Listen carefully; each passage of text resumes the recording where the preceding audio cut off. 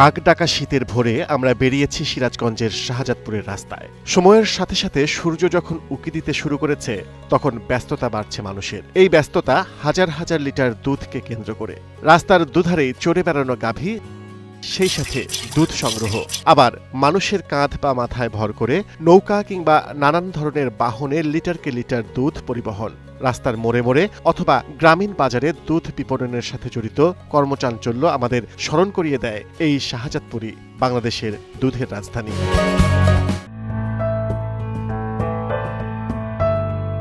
মূলত আমরা এসেছি দেশের অন্যতম মাইক্রোফাইন্যান্স ইনস্টিটিউট আশা এর একটি প্রশিক্ষণ কার্যক্রমে। এই কার্যক্রমের আওতায় পর্যায়ক্রমে ১২০ জন খামারিদের নিয়ে আধুনিক পদ্ধতিতে শঙ্করজাত দুগ্ধ গাভী পালন, দুগ্ধ উৎপাদন বৃদ্ধি, দুধ সংগ্রহ, হিমায়িতকরণ এবং সংরক্ষণ বিষয়ক প্রশিক্ষণ প্রদান করছে বেসরকারি প্রতিষ্ঠান আশা, যেখানে অংশগ্রহণকারী খামারিরা এসেছেন দেশের বিভিন্ন প্রান্ত থেকে।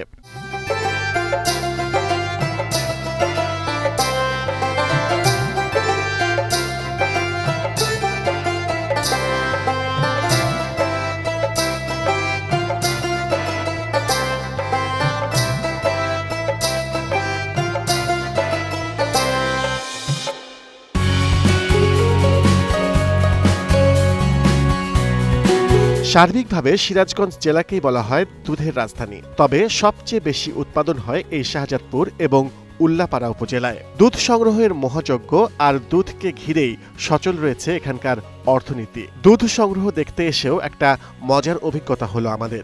এই বাথানের গরুগুলোর এক একটির আলাদা নাম আছে, আর কোয়ালা নাম ধরে ডাকলেই গরু চলে আসছে তার কাছে। তারপর দুধ দহন শেষে ডাক পড়ছে আরেক গাভীর। প্রিয় দর্শক, সবাইকে স্বাগত জানাচ্ছি গ্লোবাল কৃষির আজকের পর্বে। আমরাও চলে এসেছি আজকে উত্তরবঙ্গের সিরাজগঞ্জে। সিরাজগঞ্জের আশা একটি এক্সপ্লোর ভিজিট প্রোগ্রাম করছে তারা। তাদের এই প্রোগ্রামে আমরাও আজকে এসে সংযুক্ত হয়েছি এবং একই সাথে আমরা আজকে জানবো যে এই বাথানে প্রায় 2 থেকে 300 গরু আছে, সেগুলো কিভাবে লালিত পালিত হচ্ছে এবং তাদের পরিচর্যা হচ্ছে সবকিছু। এছাড়াও আরেকটি মজার বিষয় রয়েছে, আশার এই প্রজেক্টের সাথে এই বাথানে আসলে তারা নিয়ে এসেছে বাংলাদেশের আনাচে কানাচে থেকে প্রায় 30 জন খামারিকে। তাদের সাথেও আমরা কথা বলবো। তাহলে চলুন আমরা জানি আদ্যপান্ত।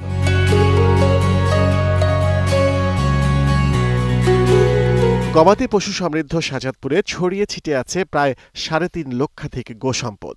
অনেকে শখে, অনেকে পারিবারিক দুধের চাহিদা মেটাতে, আবার অনেকে বাণিজ্যিক ভিত্তিতে বিভিন্ন জাতের গাভী পালন করছেন। বাণিজ্যিকভাবে দুধ উৎপাদন হয় এখানকার জনবিচ্ছিন্ন বিস্তৃত অঞ্চলের বাথানগুলো থেকে। আশা কর্তৃপক্ষ তাই খামারিদের প্রশিক্ষণের জন্য এরকম একটি বাথানই বেছে নিয়েছিলেন।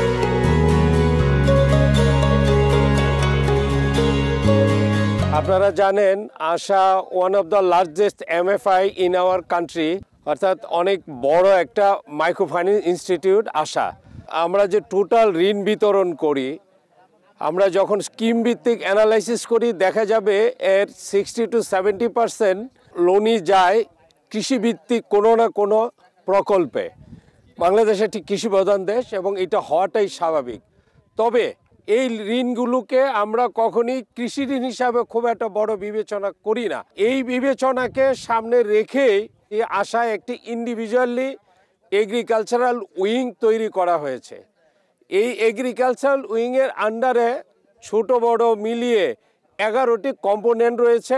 11টি কম্পোনেন্টের মধ্যে আমরা এই সিরাজগঞ্জে শাহজাদপুরে যে জন্য এসেছি, যে ক্রসবিট মিল্কিং কাউয়ের যে এক্সপোজার ভিজিট আয়োজন করেছি, দেশের বিভিন্ন জায়গা থেকে লোকজন এসেছে, তো এইটা একটা বড় কম্পোনেন্ট।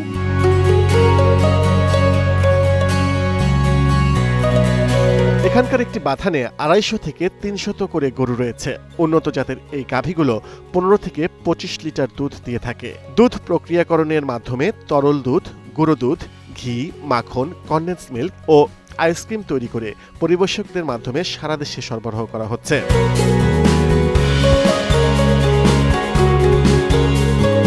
ভাইয়া, কতগুলো গরু আছে এখানে? এখানে প্রায় 250 গরু আছে। 250? একই বাথানে 250টা গরু, এটা মেইনটেইন করতে সমস্যা হয় না? হ্যাঁ, মেইনটেইন করতে আমরা অভ্যস্ত হয়ে গেছি, আর এটা আমাদের সমস্যা। আচ্ছা, কিভাবে মেইনটেইন গুলো করছেন? এটা আমরা কাতি মাসে এই জায়গাটা আমরা এই টেস্টটা করি। আচ্ছা। প্রতি বছরে কাতি মাসে করার পরে এই আমাদের লোক আছে আপনার হলো 15 জন লোক আছে। আচ্ছা, আচ্ছা। এরা এই 15 জন লোক এই যে মানে গোবাথানটা দেখাশোনা করে। আচ্ছা, এই যে এটা দেখতে পাচ্ছি যে একটু ভিন্ন রকমের, এই গরুটা কি প্রজাতি? চলেন যাই গরুর কাছে যাই। আচ্ছা আচ্ছা। এটা কি প্রজাতির? এটা হলো আমাদের হলো এই পাবনার বীজ। পাবনার বীজ, জি, জি। কিন্তু বেশ হেলদি এবং হৃষ্টপুষ্ট। কি খায়? আমাদের এদের মেইন খাবার হলো কাঁচা ঘাস। আচ্ছা। কাঁচা ঘাসের পরে আমরা বাড়তি এদের দুধ বেশি উৎপাদনের জন্য আমরা কিছু এর সাথে প্রাকৃতিক আপনার খোল ভুসি এখন বর্তমান বাংলাদেশে ফিড বের হয়েছে, ফিটও খাওয়াই। এখানে বেশিরভাগ 300টার মতো গরু আছে বললেন, জি, যে হ্যাঁ। বেশিরভাগ গরু কি প্রজাতির? বেশিরভাগ গুলো হলো আবার শাহিয়াল জার্সি জাতীয় গরু আছে আচ্ছা, আমাদের এখানে বেশি। যেমনটা আমরা জানি যে বাথানে গরু চাষ করা কিছুটা সহজ এই কারণে বাথানে প্রাকৃতিক যে পরিবেশটা থাকে, যে আবহাওয়াটা থাকে, সেটার সাথে ওরা খাপ খাইয়ে নেয়। তো এই যে খাপ খাইয়ে নিচ্ছে, এর বাইরে কোনো বাড়তি যত্নের দরকার হচ্ছে না, এখন আমাদের এদের বাড়তি কোনো যত্ন নাই। আচ্ছা, এই এই যে প্রাকৃতিকভাবে চলা হয়। এই বাথানটা তৈরি করার সময় কোন কোন বিষয় খেয়াল রেখেছিলেন? এটা হলো প্রথম আমরা যখন শুরু হয় কাতি মাসে, তখন আমাদেরকে প্রথমে জায়গাটাকে আবার নির্দিষ্ট স্থান জন্য প্রথম আমাদের এখানে আসতে হয়। এখানে আমরা কিছু ঘাসও ছিটা দিই। আচ্ছা। এবং এটা জায়গাটা আমরা চিমনি দিয়ে দেয়, এখানে এসে আমরা পরবর্তীতে আমরা এই চতুর্দিকে ঘেরাও করে বাঁশ দিয়ে তার মানে প্রথমে জায়গাটা নির্বাচন করেন, নির্বাচন স্বরূপ একটা চিহ্ন রেখে যান যে ঘাস ছড়িয়ে দিয়ে যায়। কি ঘাস সেটা? এটা হলো আমরা সাধারণত মাসকলাইয়ের সাথে নেপিয়ার যেগুলো ঘাস বলা হয় বাংলাদেশে আসে, সেই ঘাসগুলো আমরা ছিটে দেই। আচ্ছা।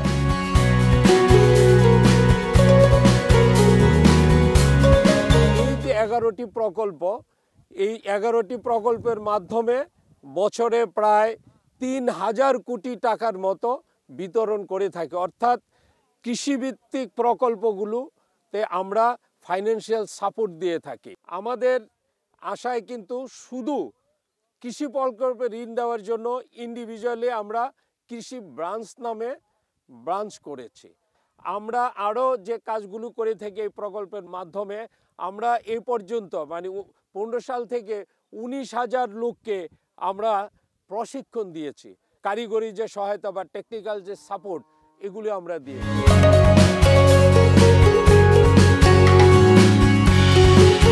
এই সমস্ত প্রশিক্ষণের আওতায় রয়েছে আজকের এই crossbreed milk cow exposure visit কার্যক্রম। সারা দেশ থেকে যে সমস্ত খামারির প্রশিক্ষণের প্রয়োজন রয়েছে, সেরকম খামারি বাছাই করে এখানে নিয়ে আসা হয়েছে হাতে কলমে দেখানো এবং শেখানোর জন্য।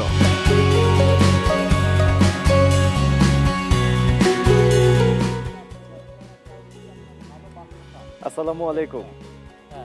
দেখছিলাম যে সবাই খুব মনোযোগ দিয়ে আপনার কথা শুনছিল, আর আমিও দূর থেকে শুনছিলাম, সেই কারণে আসলে আপনার কাছে এগিয়ে এলাম। আমি গ্লোবাল টিভি গ্লোবাল কৃষির পক্ষ থেকে আছি। ওয়ালাইকুম আসসালাম, মাসুক সিদ্দিক। জি, আমরা যতদূর জেনেছি যে আপনি আশা কর্মকর্তা। আজকে যে নির্বাচিত খামারিরা রয়েছেন, তাদের কাছে আপনাদের যে মেসেজগুলো সেগুলো আপনারা পৌঁছে দিচ্ছেন। আজকে যে নির্বাচিত হয়েছে 30 জন পুরো বাংলাদেশ থেকে, এই 30 জনের আসলে বিশেষ কোয়ালিটি কি তারা নির্বাচিত হওয়ার?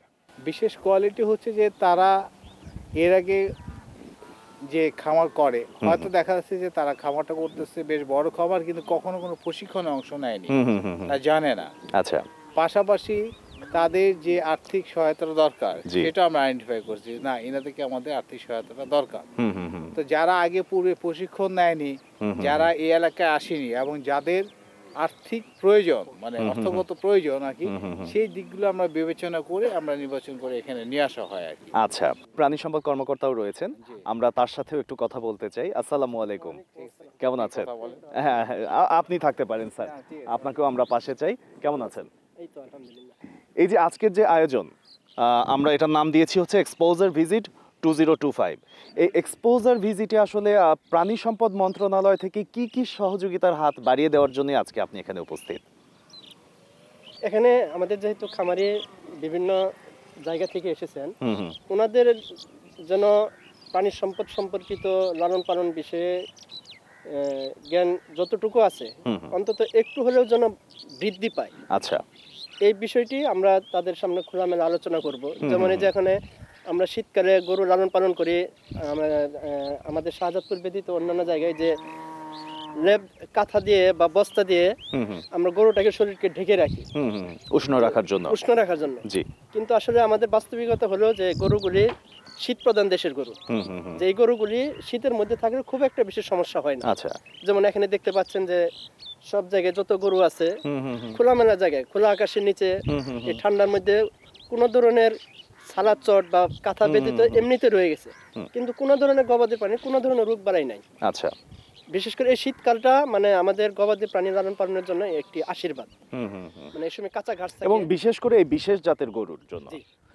এছাড়াও আসলে আরো কিছু সমস্যা যেগুলো নিয়ে হয়তোবা আপনার সাথে ওনারা আরো কথা বলবেন। আমি একটু আপনাদের কাছে জানতে চাই, আপনাদের যদি প্রাণী সম্পদ মন্ত্রণালয়ের স্যারকে কিছু বলার থাকে, কোনো প্রশ্ন থাকে, একটু শুনতে চাই। কেউ বলতে চান?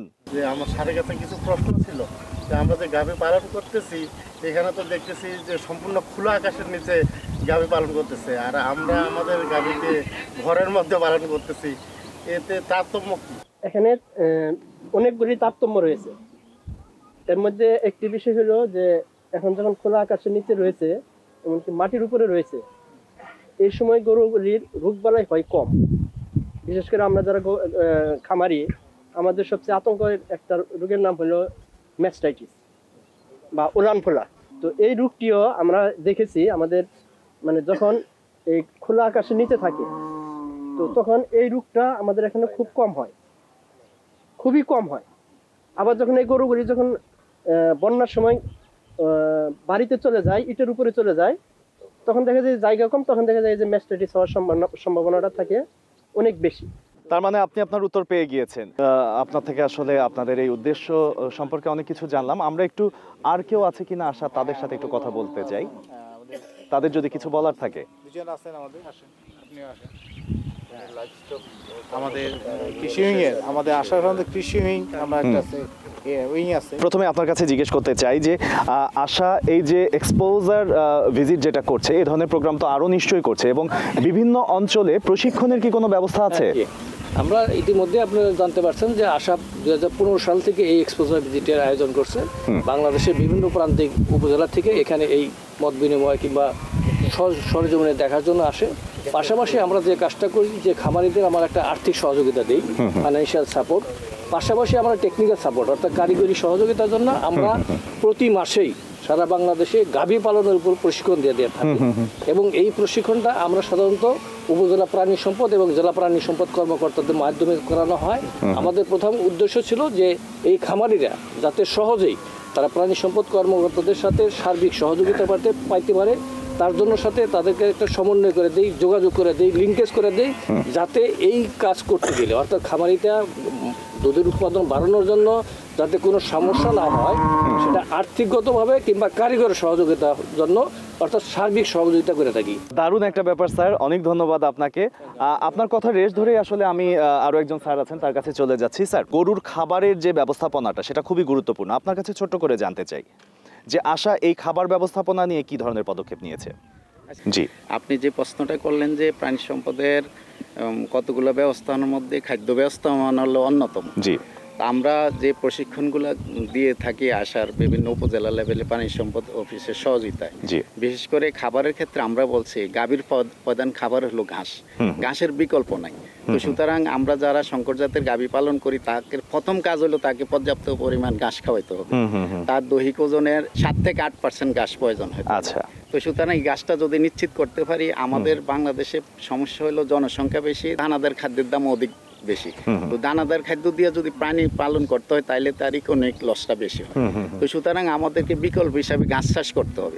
তা আমরা প্রাণী সম্পদ অফিসের সহায়তা ট্রেনিং এর পাশাপাশি প্রাণী সম্পদের যে হাইব্রিড পাকচুং ঘাস এবং নেপিয়ার ঘাসগুলো আছে, এগুলো আমরা আমাদের খামারিদেরকে সরবরাহ করার চেষ্টা করি। বাহ, খুবই সুন্দর, খুবই সুন্দর উদ্যোগ। অনেক ধন্যবাদ আপনাদেরকে, অনেক ধন্যবাদ স্যার। আজকের মতো আমি আপনাদের থেকে বিদায় নিচ্ছি। আপনাদের ধৈর্যের জন্য অনেক ধন্যবাদ।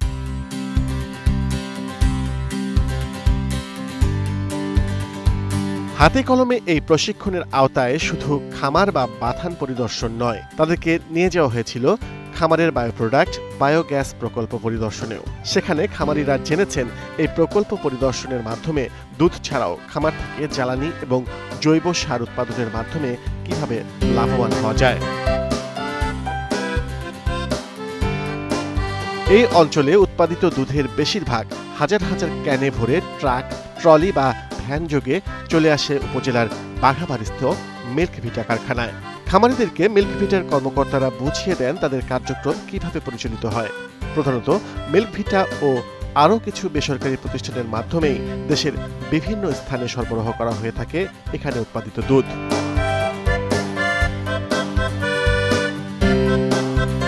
শুধু মিল্কভিটা নয়, খামারিদের নিয়ে যাওয়া হয়েছিল এখানকার প্রাণী সম্পদ গবেষণা কেন্দ্রেও। সরকারের এই প্রতিষ্ঠানটি বিশেষভাবে কাজ করছে পাবনা জাতের গরু নিয়ে। সাধারণত এই সমস্ত গরু পাওয়া যায় পদ্মা ও যমুনা নদীর অববাহিকায়।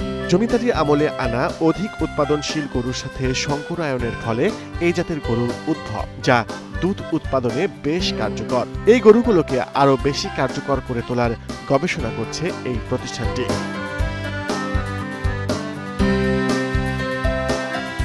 পাবনা গরু পরিদর্শন শেষে খামারিদের নিয়ে যাওয়া হয় দুধ সংরক্ষণ ও দুধের মান নির্ণয় প্রক্রিয়ার হাতে কলমে প্রশিক্ষণের জন্য একটি স্থানীয় চিলিং সেন্টারে। প্রিয় দর্শক, গ্লোবাল কৃষির আজকের পর্বে এখন আমরা যেটা দেখাবো সেটা হচ্ছে চিলিং কিভাবে করা হয়। চিলিং মানে হচ্ছে আসলে দুধে ফ্যাটের পরিমাণ কত আছে, কি পরিমাণ আছে, সেটা এখানে মেশিনের মাধ্যমে পরীক্ষা করা হয়। আমরা দেখতে পাচ্ছি একটা ভাই মেশিন দিয়ে পরীক্ষা করছে। ভাই, এই যে এই মেশিনটা, এটার নাম কি? Cream separation machine. এখানে হচ্ছে ক্রিমটা আলাদা করা হয় এবং সেটার উপর ভিত্তি করে কি পরিমাণ ফ্যাট আছে নির্ধারণ করা হয়, তাই তো? আচ্ছা আচ্ছা, কি পরিমাণ দুধ? আমাদের এখানে পার ডে ধরেন 15,000 দুধ হয়। আচ্ছা, 14 থেকে 15 ফিক্সড আর হয় না। আর ধরেন আমরা দুধটা খামারের কাছ থেকে নিচ্ছি, কোয়ালিটি টেস্ট করে নেওয়ার পরে আমরা দুধটা ক্রিম সেপারেশন করে ইন এভারেজ 3.5 ফ্যাট করে ফেলি। আচ্ছা, এই যে ক্রিমটা সেপারেশন করছেন, সেপারেশনের পরে এই ক্রিমটার কি আর কোনো কাজ আছে? কিছু করা হয়? দুধ হ্যাঁ, দুধের যে ক্রিমটা, এটা ঘি তৈরি হয়, বাটার তৈরি হয়। আচ্ছা, এটা কি এখান থেকে বিক্রি হয় নাকি এখানে শুধু পরীক্ষা হয়? এখান থেকেও বিক্রি হয়। আচ্ছা ভাইয়া, কয়টা ধাপে এই পরীক্ষাটা হচ্ছে? আমরা যে কোয়ালিটি টেস্ট করে নেই, ধরেন ল্যাক্টোমিটার টেস্ট করি, ফ্যাট টেস্ট করি, অ্যাসিডিটি টেস্ট করি। তিনটা ধাপ আমরা মূলত প্রাথমিক পর্যায়ে দেখি। তার মধ্যে এখানে যে ধাপটা সম্পন্ন করছেন এটার নাম কি? এটা ক্রিম সেপারেশন। Cream separation. এর পরের কি ধাপ? এর পরের ধাপ হচ্ছে আমাদের কাজ হচ্ছে ক্রিমটা ধরেন জাল দিয়ে ঘি করা বা বাটার করা। আচ্ছা, কাঁচামাল হিসেবে যারা আমাদের কাছ থেকে সংগ্রহ করে এনারা নিয়ে আরো অন্যান্য অনেক কিছু। আচ্ছা আচ্ছা, দুধ ভালো সেটা আসলে বুঝবো কিভাবে? দুধ ভালো, দুধ মনে করেন যে ল্যাক্টোমিটার টেস্ট করা যাবে, ফ্যাট টেস্ট করা যাবে, কোনটা ভালো মন্দ বোঝা যাবে। আচ্ছা, একটু দেখতে চাই। আচ্ছা, ওকে দেখেন, এটা হচ্ছে ল্যাক্টোমিটার টেস্ট। জি, এটা পানি আছে কিনা বোঝা যাবে। 26 সিএলআর আছে, দেখেন 26 সিএলআর। জি, কত থাকলে আমরা বুঝবো যে একদম ঠিকঠাক আছে? ভালো, ঠিকঠাক। আচ্ছা ভাইয়া, ল্যাক্টোমিটার টেস্টের পরে আমরা কি টেস্ট করছি? এটা ফ্যাট টেস্ট করে দিব যে দুধের কি পরিমাণ ফ্যাট আছে। আচ্ছা, ওকে।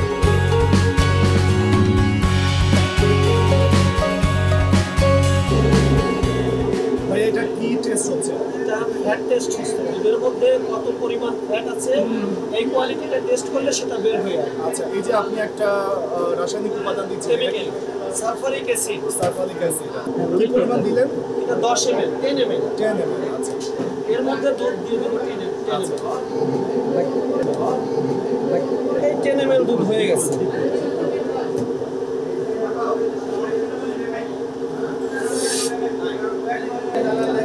Ethyl alcohol. Ethyl alcohol. এটা কত দিতে? সালফারিক অ্যাসিড, দুধ, তারপর ইথাইল অ্যালকোহল। পানি হচ্ছে মাপের জন্য, যদি মাপটা এটা একটু বড় হয় তখন একটু পানি দিতে হয়, বা এটা ছোট হলে আর পানির প্রয়োজন হয় না। সেটাও কি আসলে অভিজ্ঞতা? হ্যাঁ হ্যাঁ, এটা বোঝা যায়। অ্যাসিডের কাজ হচ্ছে দুধটাকে পোড়ায় দেওয়া। এই যে দেখেন দুধ ভ্যানিশ, দুধ আর নাই।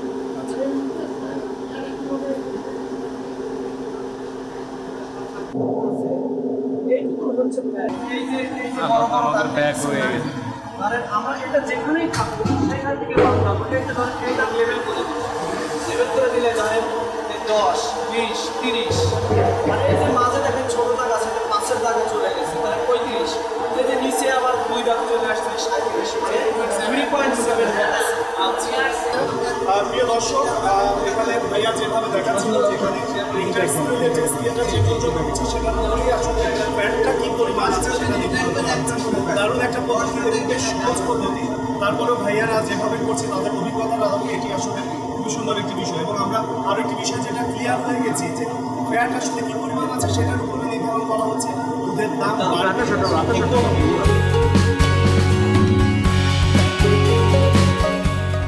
গাভী পালন, দুধ উৎপাদন, সংরক্ষণ ও বিপণনের নানা দিকগুলো পরিদর্শন ও প্রশিক্ষণের মাধ্যমে আশা শুধু যে দেশের কৃষি অর্থনীতিতে অবদান রাখার চেষ্টা করছে তাই নয়, পাশাপাশি তারা কৃষিখাতে ঋণ সহায়তা দিয়েও কৃষক ও খামারিদের প্রয়োজন মেটানোর চেষ্টা করছেন।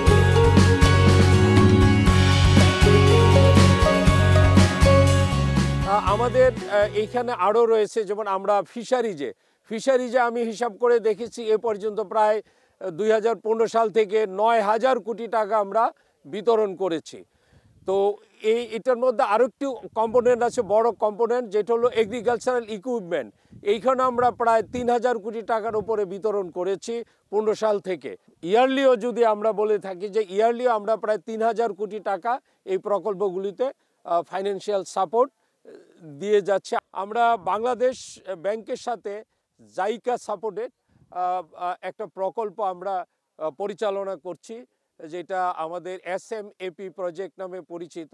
এই টাকাগুলো 100% কৃষিভিত্তিক খাতে আমরা বিতরণ করে থাকি।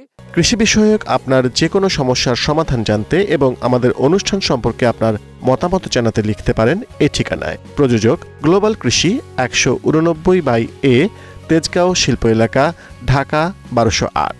অথবা ইমেল করতে পারেন krishi@globaltvbd.com এই অ্যাড্রেসে।